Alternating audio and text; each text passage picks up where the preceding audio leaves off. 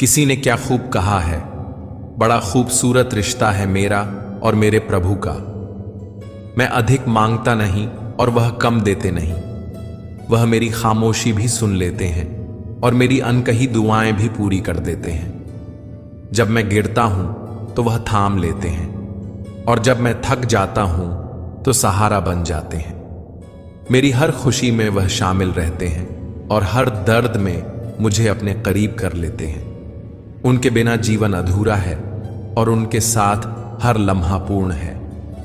जय श्री कृष्ण मित्रों, मैं एक बार फिर से आपका स्वागत करता हूं प्रेरणा पुंज चैनल पर, जहां आप सुन रहे हैं श्रीमद् भगवद गीता की एक शानदार श्रृंखला जिसका नाम है भगवद गीता की सीख।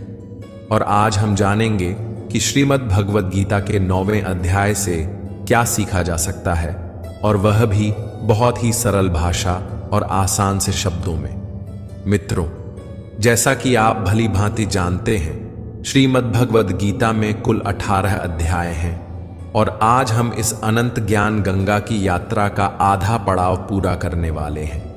यह यात्रा केवल शब्दों को सुनने या पढ़ने की नहीं है, बल्कि आत्मा को परमात्मा से जोड़ने वाली एक आध्यात्मिक साधना है। हमारा संकल्प हमेशा यही रहा है कि हम इस दिव्य ज्ञान को सबसे सरल, सहज और हृदय स्पर्शी तरीके से आपके सामने प्रस्तुत कर सकें, ताकि कोई भी साधक इसे बिना कठिनाई के अपने जीवन में उतार सके। फिर भी अनुभव यह दर्शाता है कि कई लोग महसूस करते हैं कि वे गीता के गहरे और सूक्ष्म संदेश को पूरी तरह नहीं समझ पा रहे। कभी उन्हें लगता है कि इसमें कई बातें बहुत दार्शनिक हैं, कभी लगता है कि इनका अर्थ जीवन में कैसे उतारें यह स्पष्ट नहीं है। ऐसे में कई साधक बीच यात्रा में ही रुक जाते हैं और यह अद्भुत ज्ञान उनके जीवन में अधूरा रह जाता है। हमें यह याद रखना चाहिए कि भगवद गीता भगवान श्री कृष्ण का दिया हुआ अनंत, गूढ़ और रहस्यमय ज्ञान है, जो प्रायः पहली बार में पूरी तरह समझ में नहीं आता। इसके प्रत्येक श्लोक में अनगिनत अर्थ और स्तर छिपे हैं, जिन्हें आत्मसात करने के लिए धैर्य और निरंतर अभ्यास आवश्यक है। जैसे कोई बीज समय लेकर अंकुरित होता है, वैसे ही गीता का ज्ञान भी धीरे धीरे हृदय और बुद्धि में प्रकाश फैलाता है। जब हम इस ज्ञान को बार बार सुनते, पढ़ते और गहराई से मनन करते हैं तो हमारी बुद्धि के द्वार खुलने लगते हैं। मन की अशांत तरंगें शांत होती हैं और विवेक जागृत होता है। धीरे धीरे हमारी दृष्टि बदलने लगती है और हम संसार को उसी दिव्य दृष्टि से देखने लगते हैं जैसा भगवान चाहते हैं। यही वह क्षण होता है जब हमें भगवान की वास्तविक कृपा का अनुभव होता है और जीवन एक नई दिशा में अग्रसर हो जाता है। मित्रों, श्रीमद् भगवद गीता के 8वें अध्याय में हमने जाना था कि भगवान कौन है और उन्हें कैसे प्राप्त किया जा सकता है। हमने यह भी समझा कि देवता कौन होते हैं, अध्यात्म का असली अर्थ क्या है, यह संसार किस प्रकार चलता है और क्यों हमें आज से ही कठिन परिश्रम के मार्ग पर चलना चाहिए। अब श्रीमद् भगवद गीता के 9वें अध्याय में हम जानेंगे कि भगवान की परम महिमा क्या है, अलग अलग देवताओं की पूजा करने से क्या फल मिलता है, क्या एक पापी भी भगवान की भक्ति कर सकता है, और मनुष्य जीवन का वास्तविक व सर्वोच्च लक्ष्य क्या है। तो आइए मित्रों, मैं आपको लेकर चलता हूं श्रीमद् भगवद गीता के 9वें अध्याय की अद्भुत और दिव्य शिक्षाओं की इस अलौकिक यात्रा पर। श्रीमद् भगवद गीता अध्याय 9, राज विद्या योग। मित्रों, 7वें और 8वें अध्याय में भगवान श्री कृष्ण ने भक्ति को योग की प्राप्ति का सबसे सरल मार्ग और योग की श्रेष्ठ पद्धति बताया था। अब 9वें अध्याय में वे अपनी परम महिमा का ऐसा वर्णन करते हैं जिससे श्रोता के हृदय में विस्मय, श्रद्धा और गहरी भक्ति जागृत होती है। भगवान यह समझाते हैं कि यद्यपि वे अर्जुन के सामने साकार रूप में खड़े हैं, फिर भी उन्हें केवल एक साधारण मनुष्य के रूप में नहीं देखना चाहिए। वे स्पष्ट करते हैं कि वे ही समस्त प्राकृतिक शक्तियों के स्वामी हैं। सृष्टि की शुरुआत में वे अनगिनत जीवों के विविध रूपों की रचना करते हैं और प्रलय के समय उन्हें अपने में समेट लेते हैं। इसके बाद सृष्टि के अगले चक्र में वे पुनः उन्हें प्रकट करते हैं। जैसे वायु हर स्थान पर प्रवाहित होते हुए भी आकाश में स्थित रहती है, वैसे ही सभी जीव भगवान में निवास करते हैं। फिर भी अपनी योग माया शक्ति के कारण वे तटस्थ पर्यवेक्षक बने रहते हैं और इन सारी गतिविधियों से विलग व निरपेक्ष रहते हैं। भगवान यह भी स्पष्ट करते हैं कि वे ही आराधना के एकमात्र योग्य लक्ष्य हैं। साथ ही वे विभिन्न देवताओं की पूजा से जुड़े भ्रम का निवारण करते हुए बताते हैं कि सभी देवताओं की पूजा अंततः उन्हीं तक पहुंचती है, किंतु सीधी और शुद्ध भक्ति केवल उन्हें ही करनी चाहिए। वे सभी प्राणियों के सर्वोच्च लक्ष्य, सहायक, शरणदाता और सच्चे मित्र हैं। श्री कृष्ण बड़े दृढ़ और करुणामय स्वर में कहते हैं कि वे न तो किसी का पक्ष लेते हैं, न किसी की उपेक्षा करते हैं। वे सभी प्राणियों के प्रति समान भाव रखते हैं, चाहे वह कोई महान साधक हो या अधम पापी। उनकी करुणा इतनी असीम है कि यदि कोई अत्यंत पापी भी सच्चे मन से उनकी शरण में आ जाए तो वे आनंद पूर्वक उसे अपना लेते हैं, उसके हृदय को पवित्र कर देते हैं और उसे शीघ्र ही सद्गुणी बना देते हैं। वे यह दिव्य आश्वासन देते हैं कि उनके सच्चे भक्त का कभी पतन नहीं होगा। भगवान कहते हैं कि वे अपने भक्तों के हृदय में स्वयं विराजते हैं, उनके हर अभाव को पूरा करते हैं और जो पहले से उनके पास है उसकी रक्षा भी करते हैं। यही कारण है कि हमें हर पल, हर सांस में उनका स्मरण और आराधना करनी चाहिए। अपने मन और शरीर को पूर्ण रूप से उनके चरणों में समर्पित कर देना चाहिए और उन्हें ही अपना जीवन का अंतिम और सर्वोच्च लक्ष्य मानना चाहिए। 9वें अध्याय के प्रथम श्लोक में भगवान श्री कृष्ण बड़े स्नेह से अर्जुन से कहते हैं, इदम तु ते गुह्यतमं प्रवक्ष्याम्यनसूयवे ज्ञानम विज्ञान सहितम यज्ञात्वा मोक्षसे शुभात्। अर्थात, हे अर्जुन, क्योंकि तुम मुझसे ईर्ष्या नहीं करते, इसलिए मैं तुम्हें परम गुह्य और विज्ञान सहित वह ज्ञान बताऊंगा जिसे जानकर तुम भौतिक संसार के सभी दुखों से मुक्त हो जाओगे। यह केवल ज्ञान नहीं बल्कि राज विद्या है, विद्या की राजा। यहां विद्या का अर्थ साधारण शिक्षा से नहीं है, बल्कि वह दिव्य विद्या है जो आत्मा को परम धाम तक पहुंचा देती है, जो जन्म मरण के बंधन से मुक्त कर देती है। भगवान समझाते हैं कि जब साधक इस मार्ग पर चलता है तो बीच में रिद्धियां, सिद्धियां, अलौकिक शक्तियां मिल सकती हैं, परंतु वे केवल मार्ग की चकाचौंध हैं, मंजिल नहीं। यदि हम उनमें उलझ गए तो यह अविद्या की जीत होगी, लेकिन यदि हम निश्चल मन से आगे बढ़ते रहे तो निश्चित ही अंतिम लक्ष्य परम धाम मोक्ष को प्राप्त करेंगे। भगवान श्री कृष्ण अर्जुन से कहते हैं, हे अर्जुन, यह संपूर्ण जगत मेरे अव्यक्त अदृश्य स्वरूप में व्याप्त है।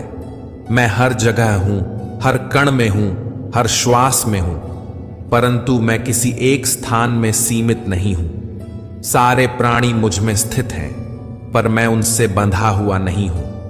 जो मनुष्य मुझ में श्रद्धा नहीं रखते वे इस संसार के अनंत चक्र में बार बार जन्म लेते हैं, बार बार दुख भोगते हैं और मृत्यु को प्राप्त होते हैं। हे कुंती पुत्र, एक कल्प के अंत में जब सृष्टि का चक्र पूरा हो जाता है, सभी प्राणी मेरी आदि प्राकृत शक्ति में विलीन हो जाते हैं। फिर अगली सृष्टि के आरंभ में मैं ही उन्हें पुनः प्रकट करता हूं। मैं प्राकृत शक्ति का अध्यक्ष हूं। मेरी उपस्थिति में, मेरी इच्छा से यह प्रकृति असंख्य जीवों को उनकी अपनी अपनी प्रकृति और कर्मों के अनुसार पुनः जन्म देती है। कल्प का विलय काल वह क्षण है जब सब कुछ मेरे स्वरूप में लीन हो जाता है, जब आत्मा अपनी यात्रा पूरी कर मेरे प्रेम और प्रकाश में विलीन हो जाती है। और कल्प का आरंभ वह है जब साधक का हृदय मेरी ओर मुड़ता है, जब उसका प्रेम मेरे चरणों में उमड़ने लगता है, जब उसके भीतर परिवर्तन की पहली लहर दौड़ पड़ती है। यही वह शुरुआत है जहां से जीवन की वास्तविक यात्रा आरंभ होती है। और जब वह भाव पूर्णता को प्राप्त कर लेता है, तब कल्प का अंत आता है। उस समय कर्म का उपचार भी समाप्त हो जाता है और आत्मा शांति पाती है। भगवान कहते हैं, हे अर्जुन, मैं ही वह रचयिता हूं जो समस्त भूतों को कल्प की ओर प्रेरित करता हूं, और दूसरी रचयिता यह प्रकृति है जो मेरी अध्यक्षता में, मेरी उपस्थिति में इन भूतों का सृजन करती है। मैं साक्षी भी हूं और संचालक भी, परंतु इस खेल में मेरा उद्देश्य केवल प्रेम और मुक्ति है। भगवान श्री कृष्ण अर्जुन से कहते हैं, हे कुंती पुत्र, यह प्राकृत शक्ति मेरी आज्ञा से ही इस संसार के चर और अचर प्राणियों को उत्पन्न करती है। मेरी इच्छा से ही यह भौतिक जगत चलता है और इसमें निरंतर परिवर्तन होते रहते हैं। जैसे प्रबल वायु हर दिशा में बहती हुई अंततः आकाश में ही स्थित हो जाती है, वैसे ही सभी जीव सदैव मुझ में ही स्थित रहते हैं, चाहे उन्हें इसका बोध हो या न हो। यह भी एक प्रकार का कल्प है जिसमें स्वभाव बदलता है, काल बदलता है, शरीर बदलता है। आत्मा एक शरीर को छोड़कर दूसरे शरीर में जाती है। इसी प्रकार से कल्प दो प्रकार के होते हैं, बाहरी सृष्टि का कल्प और भीतर साधना का कल्प। शास्त्रों में कहा गया है कि चारों युग बीतने पर एक कल्प पूर्ण होता है, फिर महाप्रलय आता है। परंतु इसका गहरा अर्थ यह है कि जब तक आत्मा स्वयं को परमात्मा से अलग मानती है, तब तक यह युग धर्म और पुनर्जन्म का चक्र चलता रहता है। गोस्वामी तुलसीदास जी ने भी रामचरितमानस में संकेत दिया है कि 4 युग वास्तव में ध्यान के 4 स्तर हैं। साधक पहले निम्न स्तर से शुरू करता है, फिर धीरे धीरे ऊपर चढ़ता है, फिर साधना की पराकाष्ठा तक पहुंचता है और अंततः उस परम धाम को प्राप्त करता है जहां आत्मा और परमात्मा एक हो जाते हैं। यही वह क्षण है जब आत्मा का पूर्ण विलय परमात्मा में हो जाता है। हे अर्जुन, मैं ही मनुष्यों को उनके कर्मों के अनुसार फल देता हूं, उन्हें पुनर्जन्म प्रदान करता हूं। लेकिन इस कर्म में मेरा न कोई मोह है न अहंकार। मैं यह सब करते हुए भी कर्म के बंधन में नहीं बंधता, क्योंकि मैं सदा तटस्थ और निर्लिप्त रहता हूं। दुर्भाग्य से जो मेरी माया के जाल में फंस जाते हैं, जो मुझे मेरे वास्तविक स्वरूप में नहीं पहचानते, वे मूर्ख और भ्रमित लोग व्यर्थ की आशाएं और व्यर्थ के कर्म करते रहते हैं और सदा इसी संसार में बंधे रह जाते हैं। बहुत से लोग मेरे स्वरूप को, मेरी शक्ति को, मेरी वास्तविकता को समझ ही नहीं पाते। मित्रों, कहते हैं ना, जाकी रही भावना जैसी, प्रभु मूर्ति देखी तिन तैसी। यानी जैसे हमारे भीतर की भावना होती है, वैसे ही हम भगवान को देखते और पहचानते हैं। यही बात भगवान श्री कृष्ण के युग में भी देखने को मिली।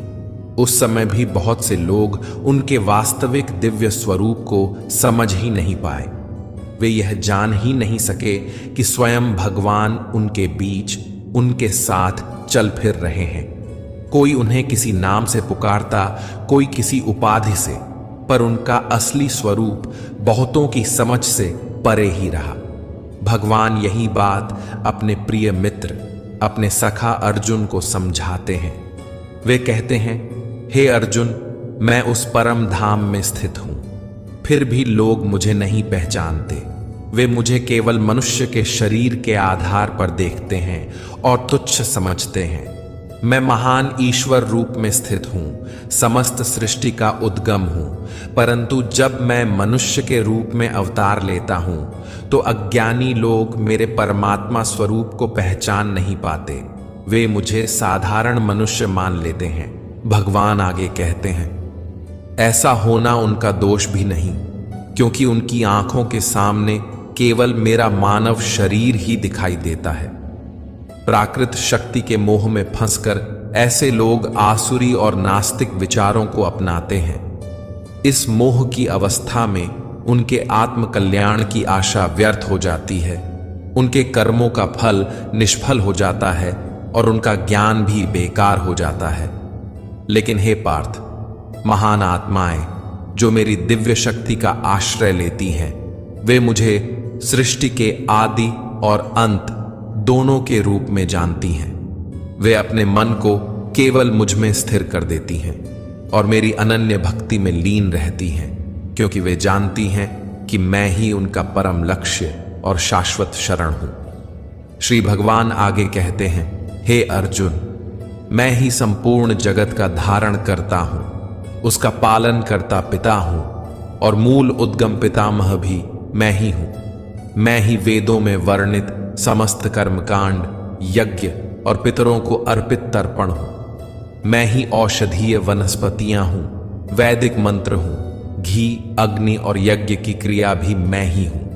मैं इस ब्रह्मांड का पिता, माता, आश्रय और पितामह हूं। मैं ही शुद्धता हूं, ज्ञान का लक्ष्य हूं और पवित्र मंत्र ओम भी मैं ही हूं।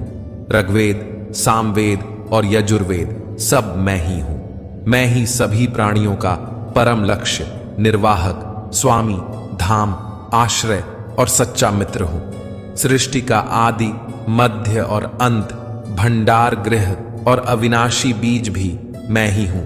हे अर्जुन, मैं ही सूर्य को तेज प्रदान करता हूं, वर्षा को रोकता और बरसाता हूं। मैं ही अविनाशी तत्व हूं और मृत्यु भी मैं ही हूं। मैं ही आत्मा हूं और मैं ही पदार्थ हूं। जो वेदों का अध्ययन करके स्वर्ग प्राप्ति के लिए मेरी पूजा करते हैं, वे इंद्रलोक में जाकर सुख भोगते हैं, किंतु यह सुख उनके संचित पुण्य समाप्त होने तक ही रहता है और जैसे ही पुण्य समाप्त होता है उन्हें फिर पृथ्वी पर जन्म लेना पड़ता है। लेकिन जो मुझ परमेश्वर को ही सर्वस्व मानकर कर्मफल का त्याग करके निरंतर प्रेम पूर्वक भक्ति करते हैं, मैं उनकी केवल आवश्यकताएं ही पूरी नहीं करता, बल्कि उन्हें सदा के लिए अपनी शरण में ले लेता हूं। जो देवताओं की पूजा करते हैं वे देवताओं के लोक को प्राप्त होते हैं। जो पितरों की पूजा करते हैं वे पितृलोक जाते हैं। जो भूत, प्रेत या राक्षसों की पूजा करते हैं वे उन्हीं लोकों में जाते हैं। और जो मुझे भजते हैं वे सदैव मेरे पास आते हैं। देवताओं, पितरों या भूतों की पूजा करने वालों का ज्ञान सीमित है और उन्हें मृत्यु लोक में बार बार जन्म लेना पड़ता है। इसीलिए अर्जुन, तू जो भी खाता है, जो दान करता है, जो तप करता है या कोई भी कर्म करता है, उसे मुझको अर्पित करके कर। ऐसा करने से तू निश्चित ही मुझे प्राप्त करेगा। मेरे लिए कोई प्रिय या अप्रिय नहीं है। यहां तक कि यदि कोई अत्यंत दुराचारी भी हो, चाहे स्त्री हो या पुरुष, राजा हो या भिखारी, यदि वह मुझ में पूर्ण आसक्ति रखता है तो वह भी इस भवसागर से पार हो जाता है। इसलिए हे पार्थ, यदि तू भी मुझ में समर्पित रहेगा तो मुझे ही प्राप्त करेगा। मित्रों, भगवान श्री कृष्ण यहाँ बड़े ही मार्मिक ढंग से हमें एक गहरी शिक्षा देते हैं।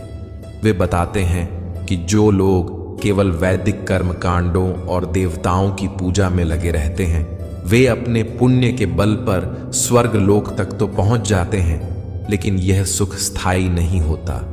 जैसे ही उनके पुण्य कर्म समाप्त हो जाते हैं, उन्हें वापस इसी पृथ्वी लोक पर लौटना पड़ता है और फिर से जन्म मरण के चक्र में बंधना पड़ता है।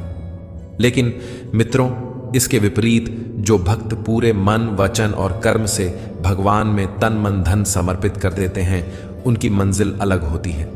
ऐसे लोग परम धाम को प्राप्त करते हैं, वह धाम जहां न कोई जन्म है, न मरण, न कोई दुख और न कोई मोह। भगवान स्वयं इस भक्ति को सर्वोत्तम बताते हैं, क्योंकि यह भक्ति हमें उनके साथ एक अटूट शाश्वत बंधन में बांध देती है। सोचिए मित्रों, कैसा अद्भुत अनुभव होगा जब हम अपने जीवन के हर कार्य को भगवान को समर्पित कर देंगे। तब हमारे कर्मों का बंधन हमें जकड़ नहीं पाएगा। हम स्वतंत्र होंगे, मुक्त होंगे और सच्चे अर्थों में भगवान के प्रिय बन जाएंगे।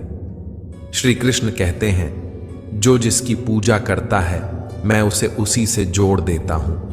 इस वाक्य में जीवन का गहरा रहस्य छिपा है।